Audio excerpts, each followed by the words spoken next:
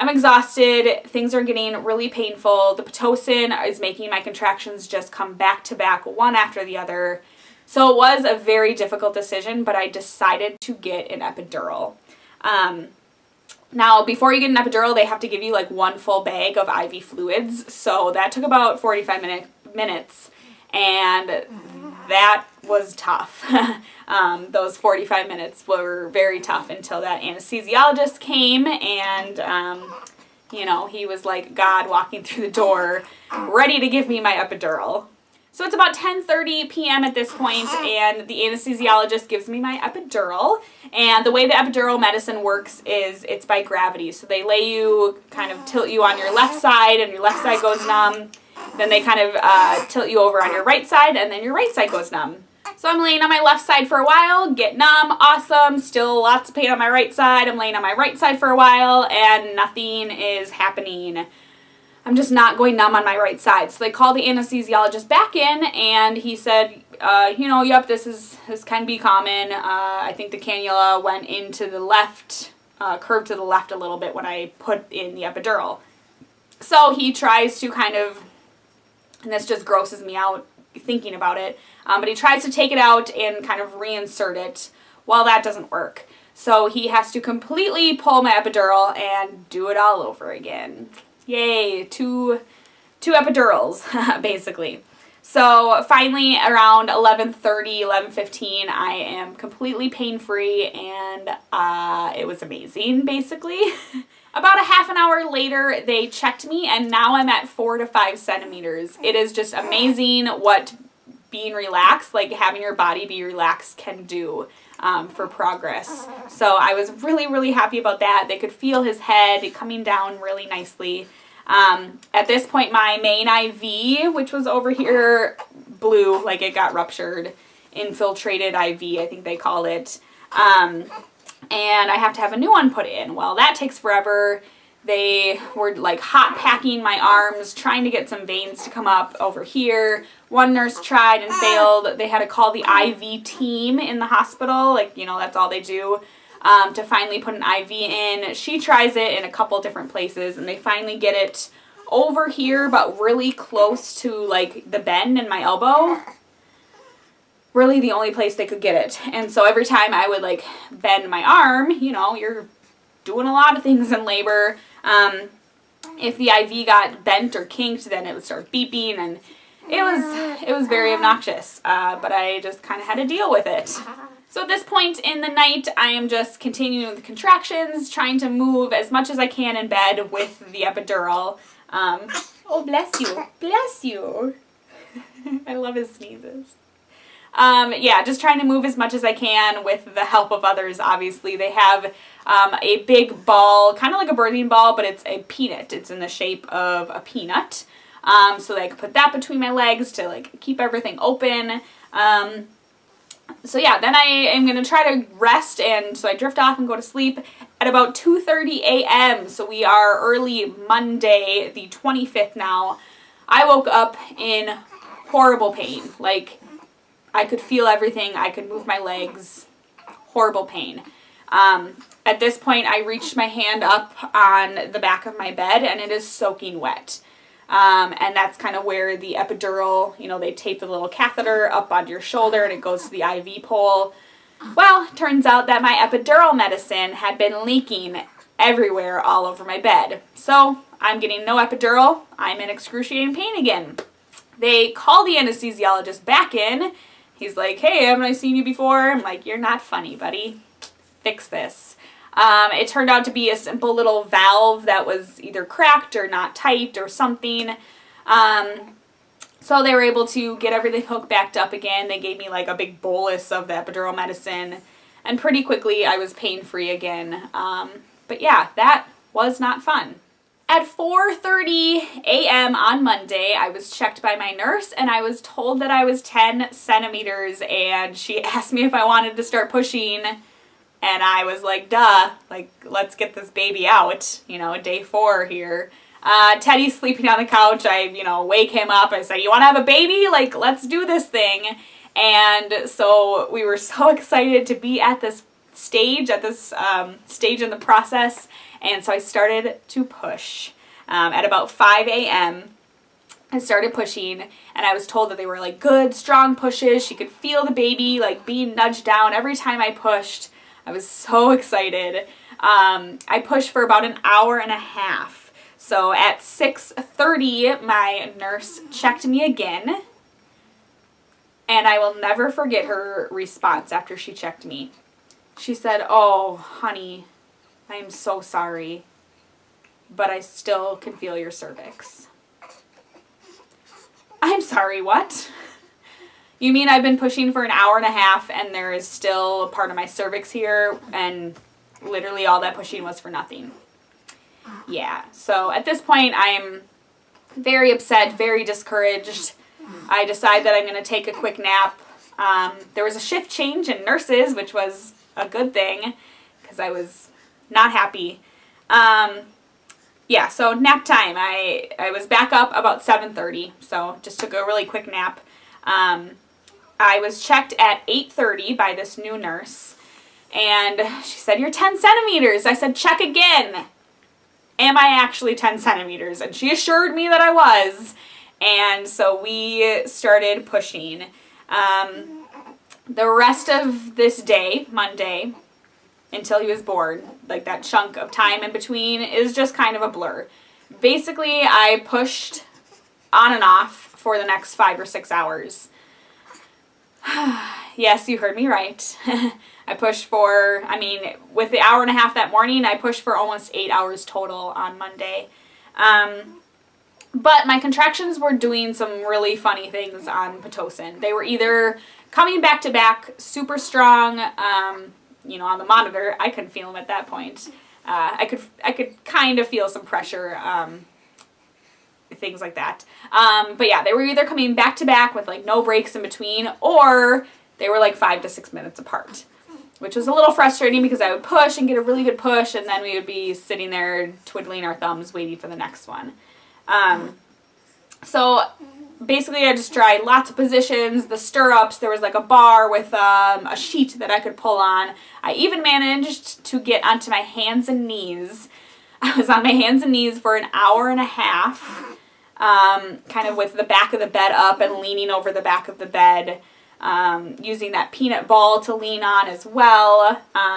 So yeah, I was just doing lots of different things, and unfortunately I was getting so numb from the epidural that I couldn't feel if I was pushing right. They tell you to push like you're pooping. Well, I literally could not feel my butt, and I think my pushing was just getting to be ineffective. I was exhausted at this point. Yeah, it was hard. I wanted to keep going. My OB kind of came in periodically to check, and finally at about 2 p.m. on Monday now, the OB came in, and instead of checking me right away and kind of like being positive and asking me how it's going and encouraging me, he just sat down right away in front of us. So I knew something was coming from him. So he basically said that the baby, Kade, has not made any change, any progress down my birth canal for a couple hours since he checked me last. At this point, I am just a hot mess. I am like bawling harder than I've ever cried before. Teddy had some tears in his eyes just because I'm getting choked up thinking about this.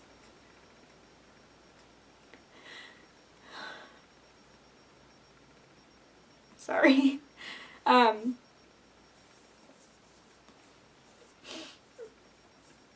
Just because he knew that that's not the way I wanted things to end. So, hang on. Sorry.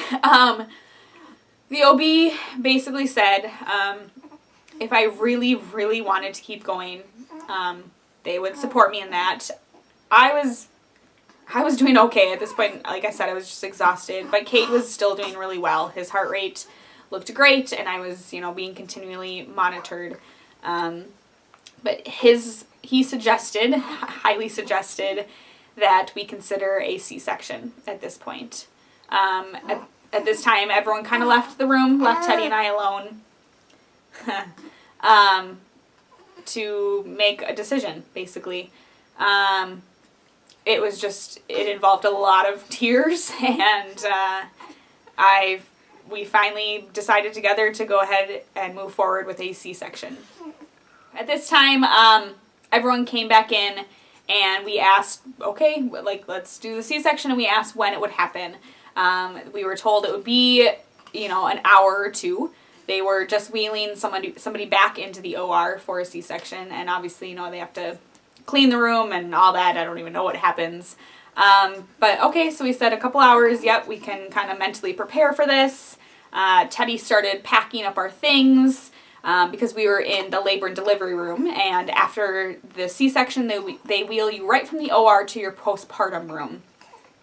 And at this point, we had moved into that room. We had electronics in this drawer and snacks in this drawer.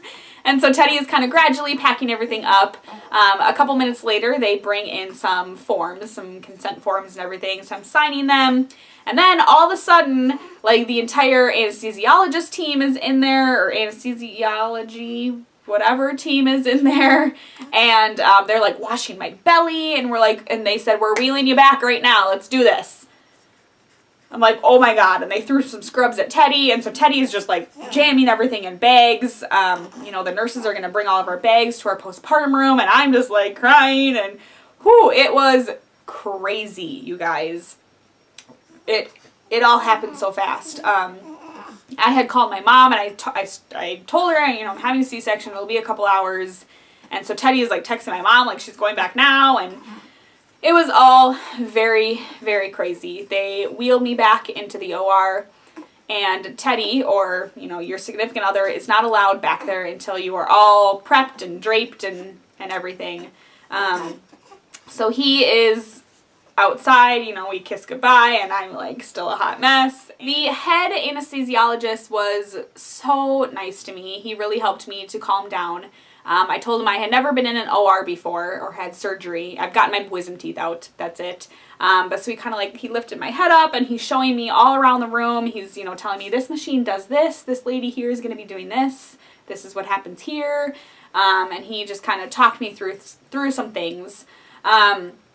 So at this point, I'm, draped. My arms are out, and I start getting the shakes, which is really common with all the medicines and obviously the floods of emotion. So I'm getting the shakes, and then I start vomiting, which was really fun. And do you know how difficult it is to vomit while you're on your back into that little kidney bean shaped pink little cup thing? And so I'm shaking and vomiting to my left here. They're suctioning my mouth and wiping my mouth. Teddy walks in, and they have a chair for him on my right side. And so he comes in, he sees me in this state, and so he starts kind of tearing up, and it was a lot to take in, and it had all happened so fast. And it was crazy because it wasn't it was an emergency C-section. Baby was, Kade was doing perfectly fine. Maybe this is just how I remember it. Maybe it didn't actually happen as fast as I'm thinking it did. But yeah, so Teddy comes in, and they start the procedure. And it was really nice that I had an epidural already, because they just give you some more medicine to make sure you're really, really numb. If it was some sort of emergency C-section, they would have to put me completely out. So I was grateful for that. They actually asked me if I wanted to watch with a mirror. They would wheel over a little mirror and angle it down so I could watch him being born. And I actually surprised myself by saying yes, that I wanted to do that. But after 4 days, I am seeing this kid be born, however he comes into this world. And so it was a really, really cool experience watching him come out of me, but just in an incision through my abdomen. So they got his little head out, and it's just, the incision, it's not that big, so it's his head is just sticking out of me. And, typically they can pull the rest of the baby out, and they slither out. However, his shoulders were so wide that they had to kind of like, it's kind of gross here, but they kind of had to like push his head back in, reach in, and find a hand. And so they like birthed an arm and then his head, and then like the rest of him could come out that way. He was actually face up, which was another thing that was not helping him come out vaginally. And the OB that did the surgery basically told me, like, Mama, you could have been pushing for 3 more days and this baby was not getting anywhere.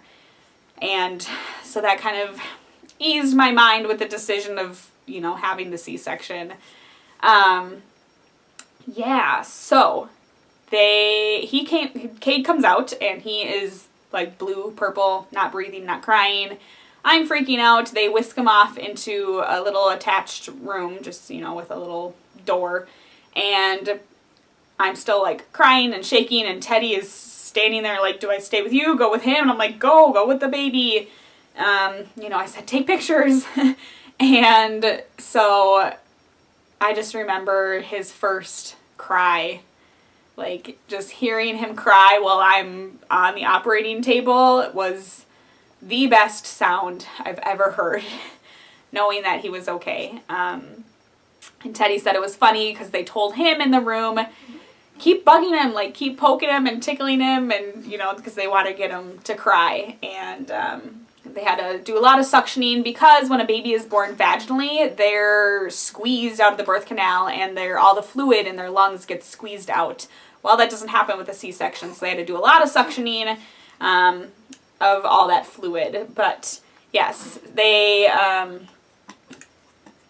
were, you know, taking really good care of him back in that room, so I was relieved about that.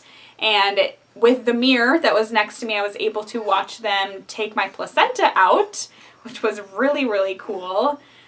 Yeah, so I don't know, it all just kind of happened in a whirlwind here. But they brought Kade, Teddy and a nurse brought Kade out to me, and they were able to lay him on my chest right away, which is funny because, you know, I'm draped, you know, right below my chest, and so skin to skin is like he's on my neck basically, and so I'm like trying to look down at him and see what he looks like. But it was just amazing to have him on my chest pretty much within minutes of him being born, even though it was a C-section.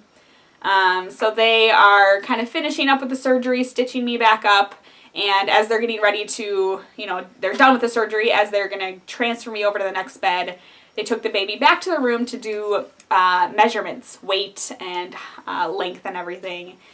And they bring him back out and they said, well, Mama, he is a big boy. He is 9 pounds and 4 ounces. And I just kind of laughed at that point, knowing that he is my big, healthy, strong boy. And so I'm on the next bed, ready to be wheeled to our postpartum room, and they laid him on my chest, and it's just crazy, like being wheeled through the hallway with my baby out when I was just wheeled with him still inside of me, not like a half an hour ago. The whole surgery was really quick. And so we got to the postpartum room, and we had that like golden hour, just skin to skin, and a nurse helped me start breastfeeding him. And everything went really well, I suppose, with the surgery. The next, 4 days, he was born at 2:46 p.m. on Monday, and we were discharged at about 9 or 10 a.m. on Thursday. So Tuesday, like 2 full days. The rest of the time was just spent in the hospital, hanging out and figuring out how to breastfeed. Now his blood sugars were actually low after birth. His first blood sugar was 17. Poor guy, had low blood sugars, so we did have to supplement with some formula, and he did have a little bit of jaundice as well. Within those couple of days, we were using the SNS system, a supplemental nursing system, which is like a tiny little tube, so while you're breastfeeding, you kind of like sneak it into like the side or into their mouth somehow, and they're able to get some formula as well that way. So we were doing that. We did a couple bottles as well. Not really what I would have preferred, but it's funny how much things change when it's like the health and safety of your child that you have to consider. You know, a lot of things in this labor and delivery did not go how I was expecting them to, but Kade is here and he's healthy and he's safe, and that's all that really matters. Well, you guys, if you have made it this far into the video, give yourself a pat on the back because I know it is long, but I'm so glad I got to share Kade's labor and delivery story with you. He is about checked out here. He's ready to eat. Be on the lookout for more videos, though. Make sure to give this video a thumbs up and subscribe if you haven't. And leave me a comment down below. Did you have a C-section? How did everything go for you? Was it planned? Did you have an induction? Let me know. I would love to hear from you. And I will talk to you guys in my next video. Bye, everybody. Mwah. Little kiss. Mwah. Mwah. Bye, guys.